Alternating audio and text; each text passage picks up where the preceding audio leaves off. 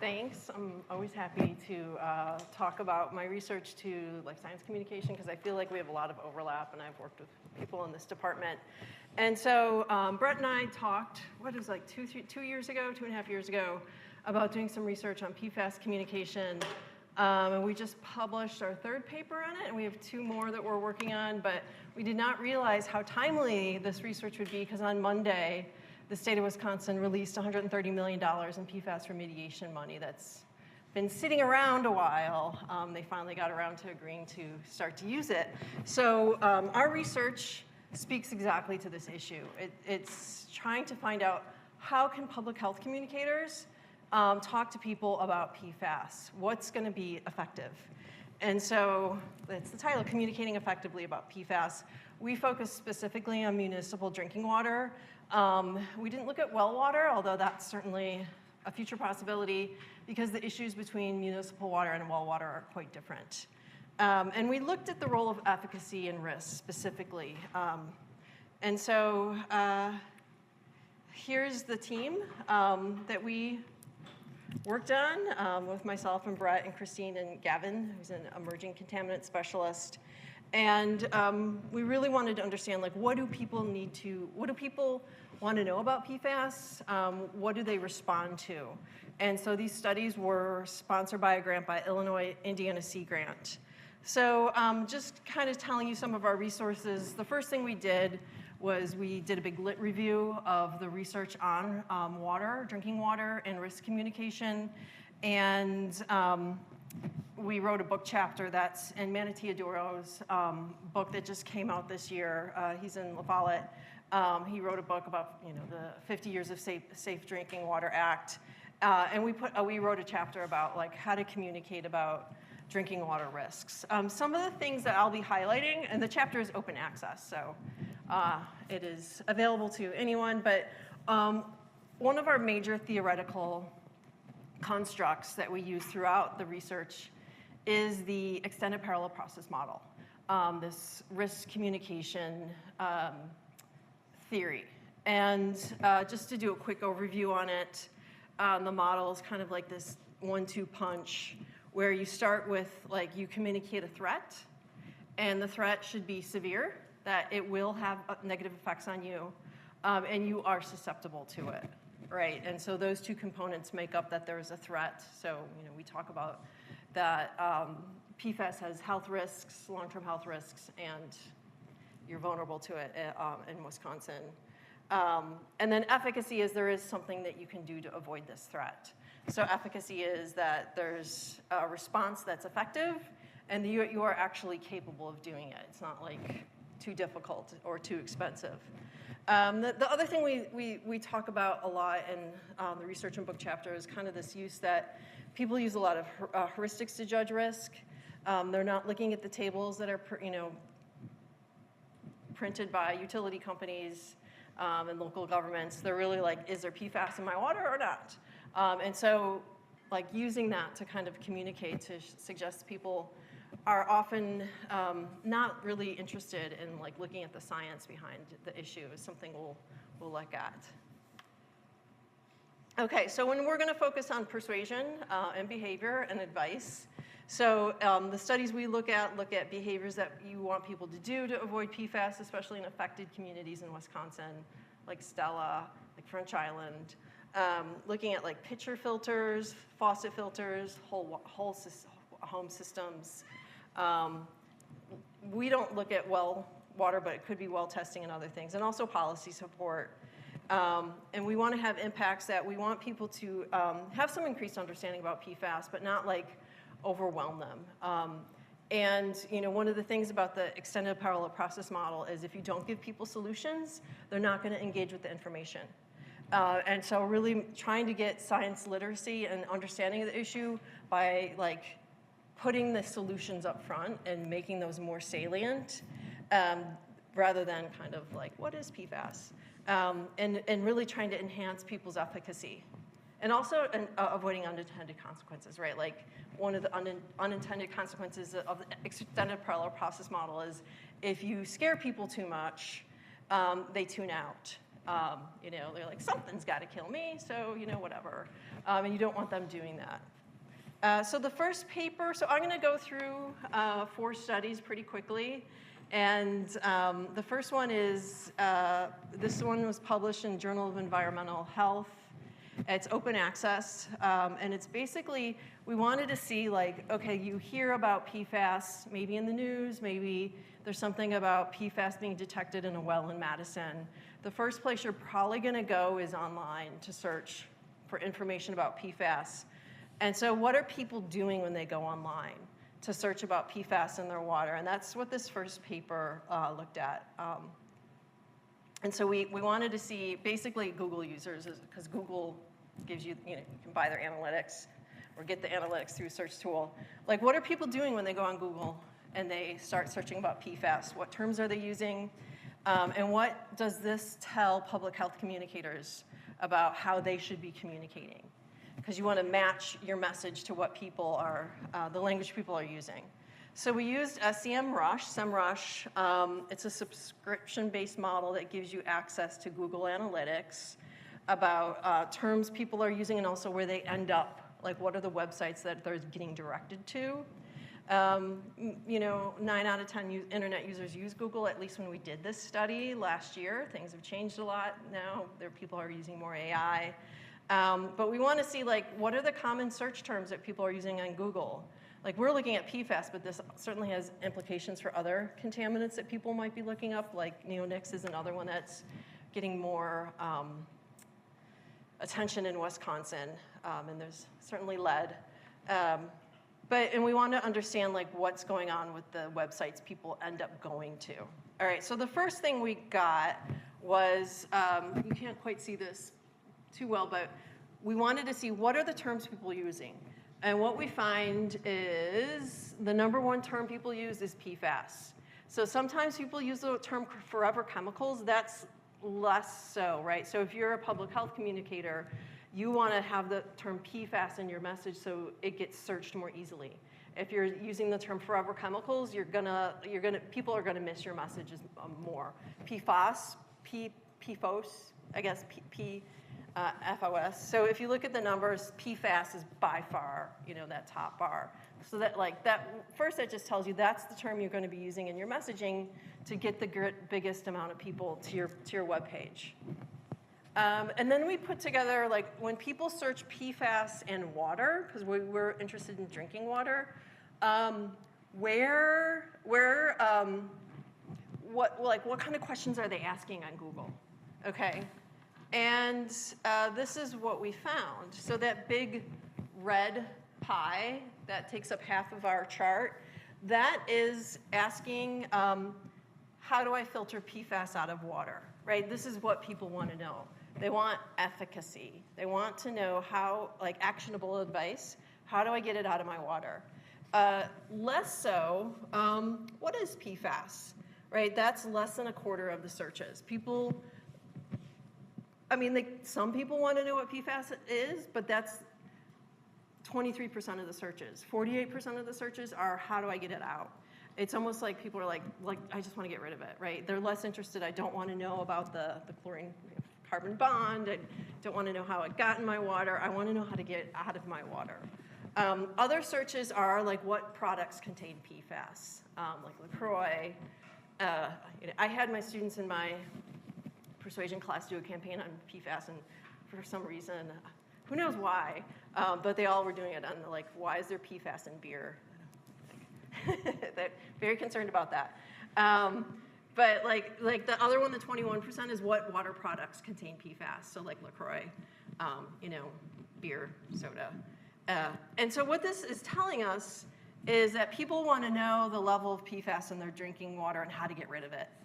They're less interested in the science. They kind of assume it's bad. They don't need to know the science behind why it's bad. So they're not looking up as much risk information as we thought. Like, we thought they might be looking up more stuff about, like, PFAS, cancer water or something. But they're really interested in filtration. The other side of this coin is then once they do that search, where do they end up? Okay, so the other thing we got from this SEMrush was the top 100 websites that when people were searching PFAS in water, this is the websites that they're being sent to. Okay, so this was research we did a year ago. So things certainly are evolving in this space with press attention. This piece was just published in Risk Analysis, and this is also open access. So it actually came online last week, so hot off the presses. I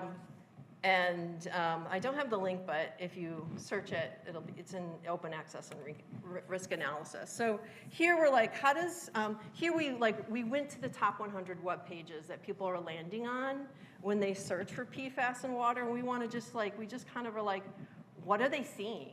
Like, what kind of messaging are people coming upon with these searches? So we wanted to look at the language people are using to talk about PFAS and drinking water, and also how it differs by message source.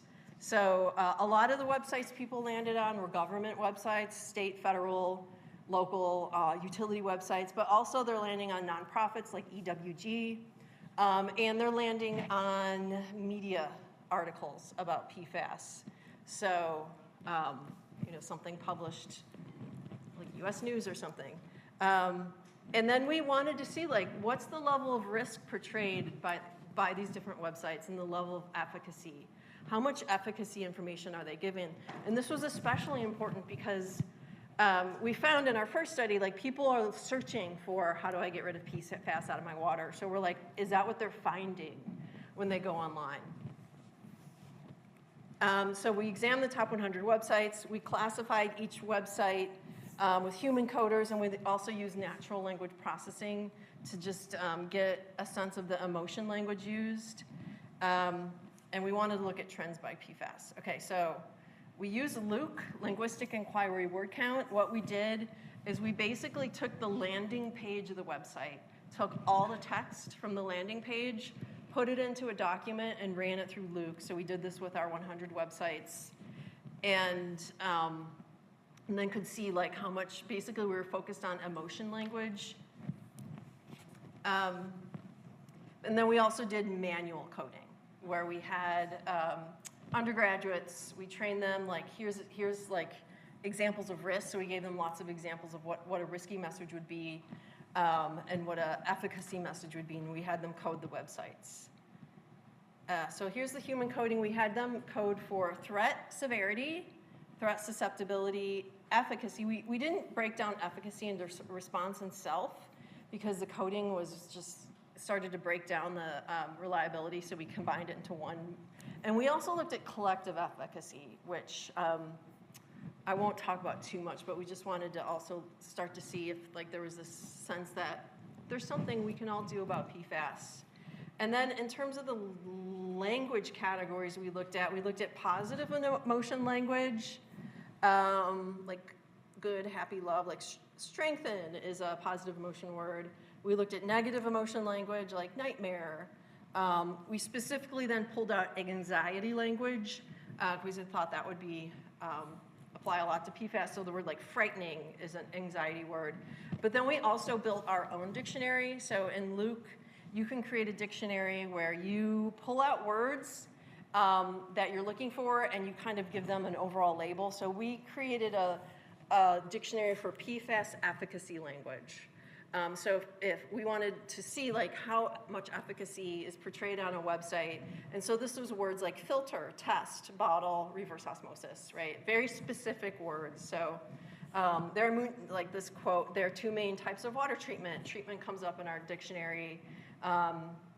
Best at removing PFAS, and removing comes up in our dictionary. So this would be a very high efficacy sentence. Okay, so and then in terms of the sources we found, lots of state government, that's the blue, local and federal government, but also water utilities, less so some media and nonprofit. We ended up not doing corporate communication because it was under 5%. But just to give you an idea of what I meant by a low threat message, this was one that was rated as kind of low threat by our coders. There's the little cartoon man there. He's like, what are PFAS? And you see PFAS have been found at low levels in the environment, kind of like, doesn't seem like a bad thing, right? It could happen in people, right? So this was pretty, like, it can lead to health risks. You know, it's talking about health risks, but this was on the lower end of our, like, the threat. And so this is, like, to give you an example of, like, what some of the websites look like and how are they coded. All right. Okay, so we coded for threat and also susceptibility to the threat. So how much would you be affected? And we found, and these are all our sources, so federal, state, local, utility, nonprofit, news, and research. So the blue is threat severity, and the orange is threat susceptibility. They kind of correlate there. But you can definitely see some trends, right? Utilities and local governments are downplaying threat, downplaying susceptibility, which kind of makes sense, right? They don't want to alarm people, but also, you know, they're the ones closest to the mechanisms of providing water. They don't want to freak people out. So if you look at the threat severity, you definitely find a difference between like local governments and news media, which news media is the one that's playing up the threat more. Obviously, that's going to bring more people to the news story, like using risk. And water utilities are the lowest on compared to the news media.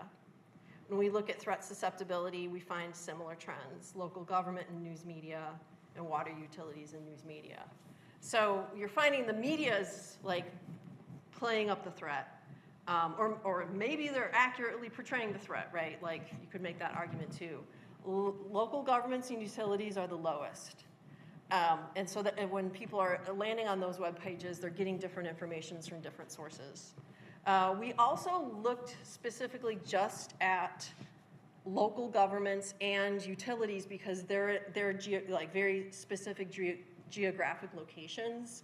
And then we were able to code the PFAS threat in that specific location and then determine are places with higher PFAS warnings and PFAS levels, are they using more threat and susceptibility language? And we found no relationship. And this was only an N of 25. We only had 25 local and utilities, but we found no relationship between the actual PFAS risk and the geographic area and the level of risk being used on the website. So people who are in high-risk areas aren't getting more severity and susceptibility language from their local government sources, which is interesting.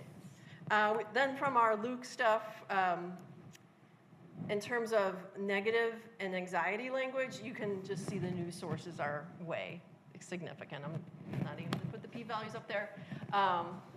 And the local governments, way low. Local governments are not even using anxiety language at all compared to the news media. And then in terms of efficacy, I'm just going to provide the human coding here, but the human coding in our language dictionary highly correlated. Mostly, we don't find very many differences in terms of efficacy language. Like collective efficacy is pretty high, but look at the blue bar, self-efficacy. It's very low, and this is like it's below the midpoint on the scale on across the board. But there's at least a little bit of difference. Like the local governments are providing the least amount of efficacy information. And the news media is actually providing the most. And the federal government's also quite low. So it's the media that's telling people what to do, whereas the government websites don't have a lot of information, at least on their landing page. And that, like, we didn't go to all the links. We just, we only took the page that they were directed to by Google. And then, interestingly, news media also has a lot of positive emotion language, which might come into with the efficacy. Another thing we talked about is this is really typical for local water utilities and local governments is getting stuff like this on their webpage, which really turns off, if you're just searching for PFAS and this is what you run into, you're likely to just tune out. I think some of this is government mandated, right? You have to present like the levels, but often it's on the landing page, and so it's really confusing. And so that was something else we mentioned in the paper. So what we said is like websites should strive for less complicated landing pages with more efficacy information up front. People are searching for efficacy, they're not finding it. They're finding tables and graphs. Those can be put in links, but this is especially true of the government websites, local and utility. It's no longer forthcoming. So, all right. In the study we have at Science Communication, this one we decided to do an experimental survey. So we found in these first two studies, like people are searching for actionable advice about PFAS. They're not really finding it very much online.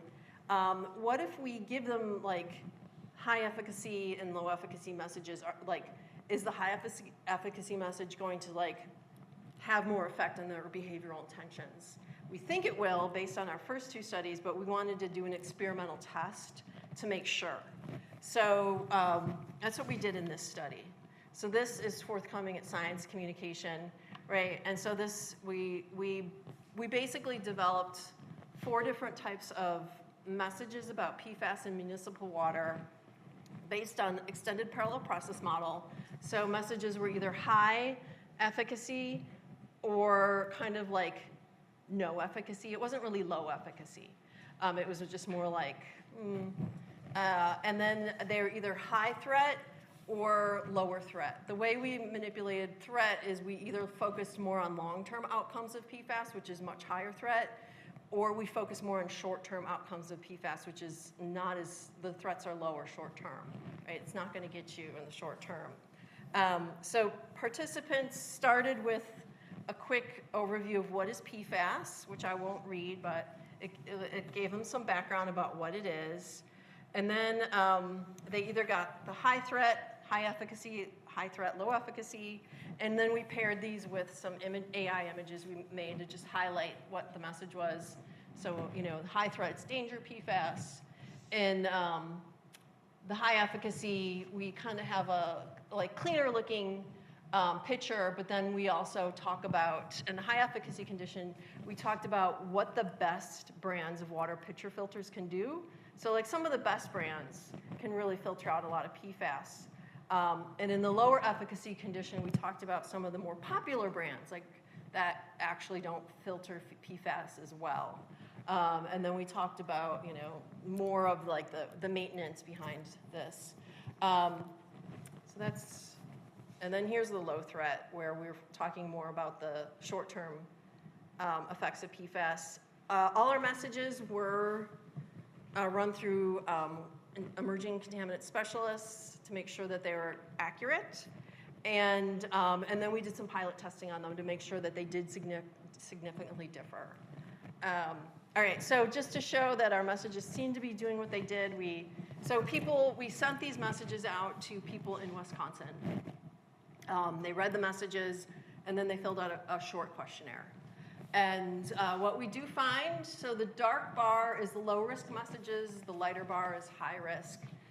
In general, the risk manipulation worked. People are seeing higher perceived severity and risk vulnerability and like likelihood that, you know, it's going to affect them. We didn't find a significant unperceived susceptibility, but the others worked.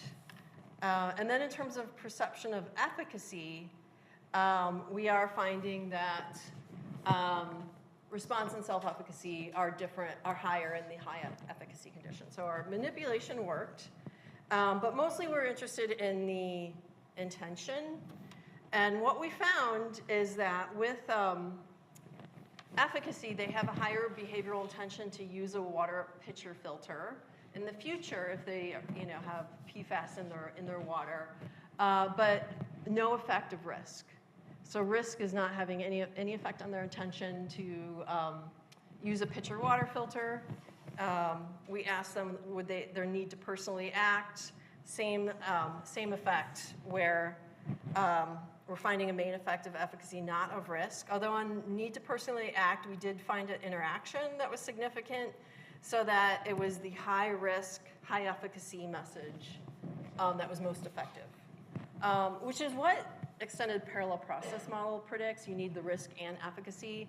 But in terms of behavioral intention, we found efficacy was actually working without high risk.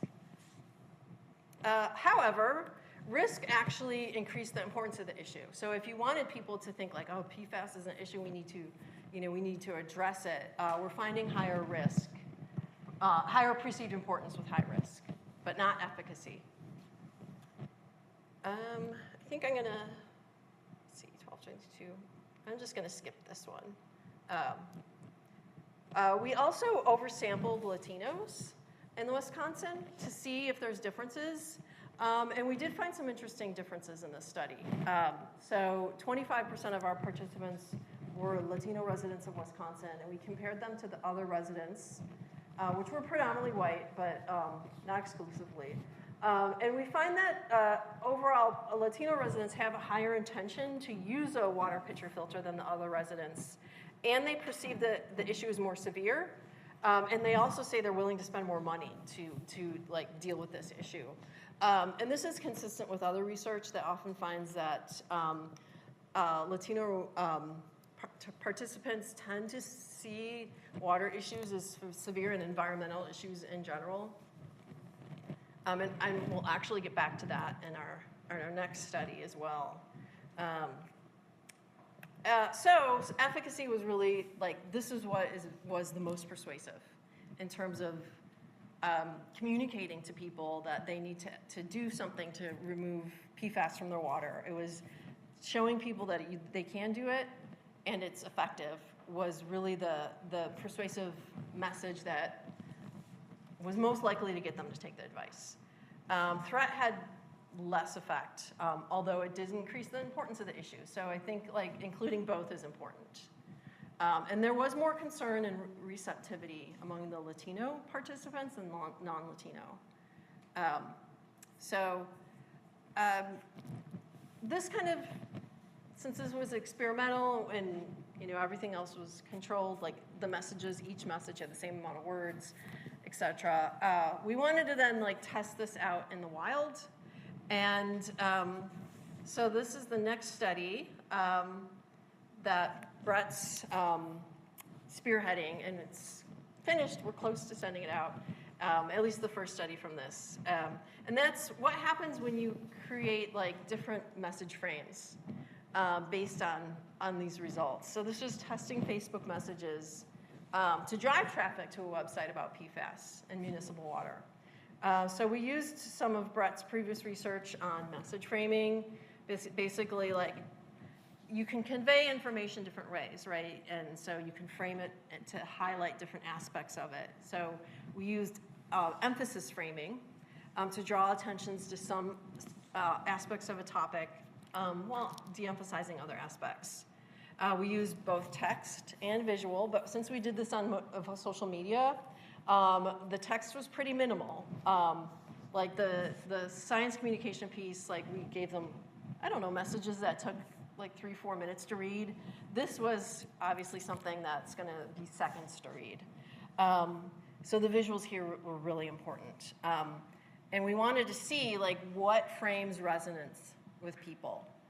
Does it depend on, we use Facebook messaging. Facebook doesn't let you target demographics based on race and ethnicity, so we used language. We used Spanish speakers and non-Spanish speakers. We also looked at age and gender to see if certain frames resonate with different demographics. But here's just an example of a message frame, right? Like where you could talk about biodiversity being an environmental problem versus an economic problem, right? It's the same issue, but you're just emphasizing different aspects of it.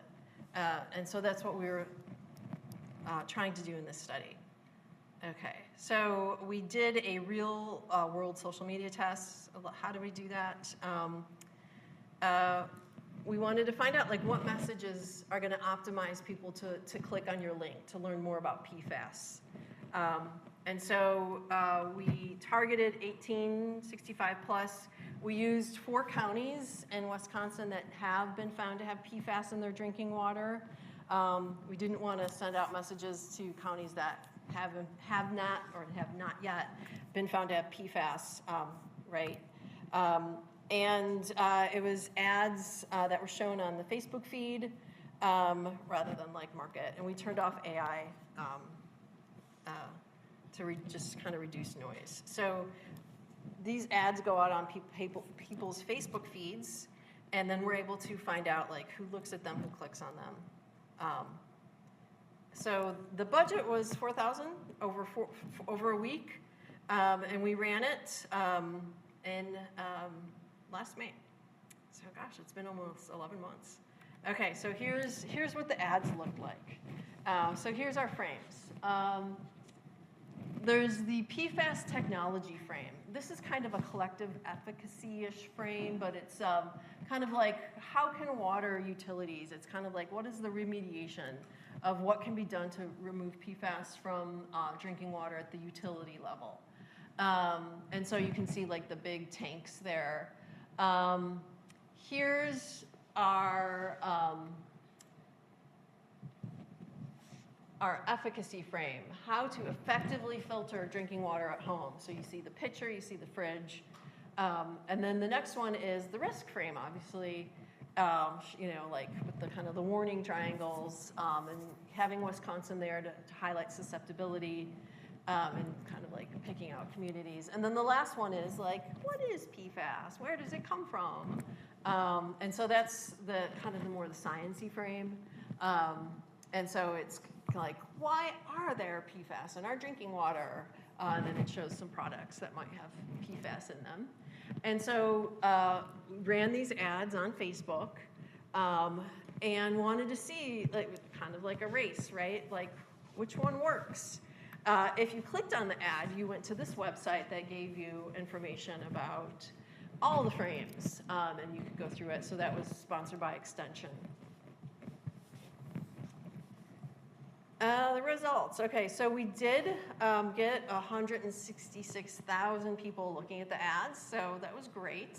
I mean, in and of itself, that's nice that we were able to promote awareness of PFAS through this study in the 4 counties. But there were about 500,000 times viewed, but like some people saw multiple ads, so we couldn't control that. Okay, we got 3,780 clicks, so it's kind of hard to get people to click, but you know. So what Facebook gives you is cost per click. Basically, how much money do you have to spend to get a click? And you can see like lower is better here because it's less money. The efficacy frame wins at 82 cents. So that's the frame that's like the most engaging to people. We're able to get people to look at it using that frame, whereas like the technology frame, not as effective. That's the least effective. And here's like the number of clicks, where you see the most clicks from the efficacy frame. So again, like kind of a consistent theme in all the studies is like efficacy is really important for public health communication about PFAS. If you look at the demographics, it's kind of, like I won't go into this a whole lot, but the one thing I'll pull your attention to is risk actually wins for people 18 to 24. They like the risk framing, but after that, it's the efficacy framing that becomes most effective. And just in terms of breakdown, the messages just resonate more with women, which is a consistent finding, and not just in our study, but other studies with health messaging. All right, we also then ran the study with Spanish speakers. We did this, it was a smaller study, but so not as, we didn't have as much reach with this study, but you can see we have the same messaging, but we had it translated by Spanish speakers, and then sent this out to Spanish speakers on Facebook. And if they clicked, they went to the Wisconsin Eco-Latinos website that talks about PFAS in Spanish.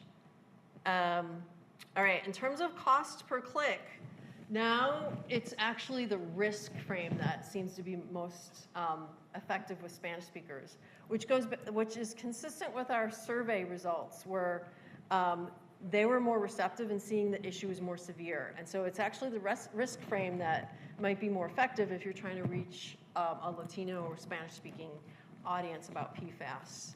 And this also went in terms of clicks. We're getting more clicks with risk. The numbers are lower because we ran this as a smaller study. All right, so our key takeaways. The efficacy is really the overall winning frame for English speakers. And this is consistent with what we found in our Google study and in our experimental survey. So it's a really important component. But again, when we actually looked at the websites people are landing on, efficacy was really low. So like our main takeaway is this is what people want. And so, public health communicators need to really provide that more in the messaging. They want to know how to remove it from their water. Women were more likely to respond in English ads, more generally. But the risk frame was more effective for younger audiences and Spanish speakers. Also, we've released a communication guide that's now online about, I don't think the link is very small, or you can email me, I'll give you the link. But we now have a communication guide for, and it's ongoing because we do have 2 more studies we're writing up. But we wanted to get this out given everything that's happening in Wisconsin now with PFAS remediation.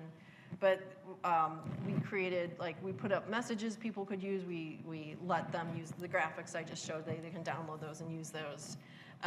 So that we're trying to get this message out to public health communicators, especially as the PFAS money starts to get in local communities, and then they start to talk to their communities about PFAS. So any of the resources, feel free to email myself or Brett. We can. The science communication paper is not open access, but if you email me, I'll send you the PDF as well. So happy to answer questions.